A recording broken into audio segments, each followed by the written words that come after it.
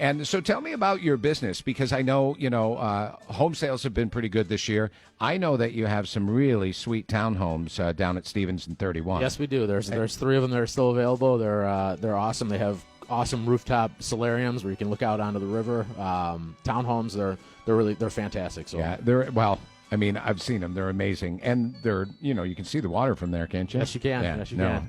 It's a great view. So that's at Stevenson 31. But really, home remodeling.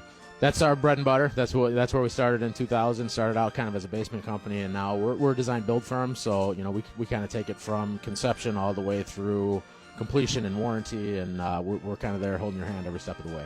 So Hogan Design and Construction. And when you think about it, I mean, when you go from your Ford 150, I'll tell you a funny story about the trucks. I was the first person in our company to have a truck, and at the time, people would tell my brother, "I see your trucks everywhere," and it was just me. I was just driving around everywhere all day long.